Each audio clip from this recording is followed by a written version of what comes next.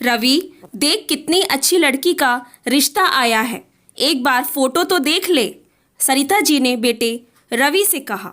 माँ, कितनी बार बोल चुका हूँ, मैं प्रिया से ही शादी करूँगा, वरना मुझे शादी ही नहीं करनी। रवि की एक बड़ी बहन थी जिसकी शादी पहले ही हो चुकी थी।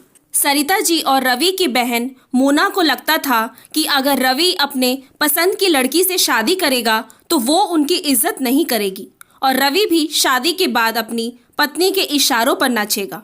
इसीलिए वो कम पढ़ी लिखी और खुद की पसंद की लड़की से शादी करवाना चाहती थी।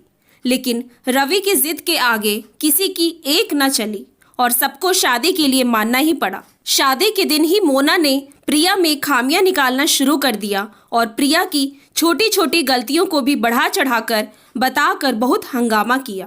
रवि ने अपनी माँ और बहन के तेज स्वभाव के बारे में प्रिया को पहले ही बता दिया था।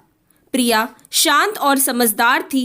वो जानती थी कि मैं रवि की पसंद हूँ, इसीलिए मुझे कोई पसंद नहीं करता। प्रिया ने सोचा, बहन की तो शादी हो गई है, उससे क्या डरना, वो तो कुछ दिनों में चली जाएगी और सासू माँ का दिल तो मैं जीत ही लूँगी। लेकिन प्रिया गलत थी। सरिता जी हमेशा प्रिया को हर छोटी छोटी बात पर टोकती रहती। वो सीधे मुंह प्रिया से बात भी नहीं करती। प्रिया ने कई बार रवि से बोलने की कोशिश की, लेकिन रवि हमेशा कहता, धीरे धीरे मान जाएगी, तुम हिम्मत मत हारो। प्रिया ने नोटिस किया कि सास ज़्यादातर समय अपनी बेटी मोना से ही फ़ोन पर बात करती रहती है और दिन भर के क्रियाकलापों की जानकारी देती है। लाख कोशिशों के बाद भी प्रिया सरिता जी का दिल नहीं जीत पाई थी। प्रिया ये जान गई थी कि सास के कान भरने का काम मोना ही कर रही है, तभी माँ जी इतना रूखा व्यवहार करती हैं। सरिता जी अपने घर में हर निर्णय बेटी से ही पूछ कर लेती। किस त्योहार पर क्या पहनना है, घर में क्या पकवान बनने हैं, सब मोना की पसंद का होता। प्रिया को लगता जैसे मेरी इस घर में कोई वैल्यू ही नहीं है। एक दिन प्रिया रोज़ के काम निपटा ही रही थी कि प्रिया के भाई का फ़ोन आया। हेलो प्रिया, कैसी हो? ठीक हूँ भैया, प्रिया ने कहा।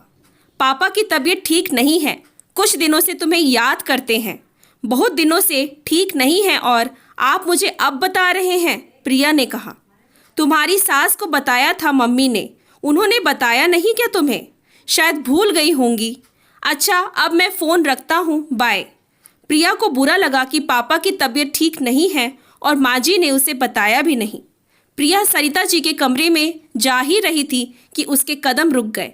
सरिता जी फ़ोन पर बात कर रही थी। फ़ोन का स्पीकर खुला था, इसीलिए प्रिया को साफ साफ सुनाई दे रहा था। मोना बोल रही थी, ये सब मायके जाने के बहाने हैं, दिवाली आने वाली है, घर में काम ज़्यादा है, इसीलिए मायके जाकर काम से बचने का तरीका है ये। बोल दो माँ भाभी से कि दिवाली के बाद जाना।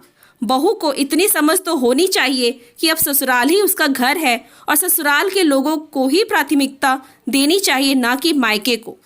प्रिया से अब रहा ना गया और वो कमरे में जाकर सरिता जी से फ़ोन लेकर मोना से बोलती है, दीदी आप बात तो बड़ी समझदारी वाली करती हैं, लेकिन ये समझदारी अपने जीवन में भी तो अपनाइए। आप भी तो किसी की बहू हैं, तो आप क्यों अपने मायके के हर छोटे बड़े कामों में दखल देती हैं?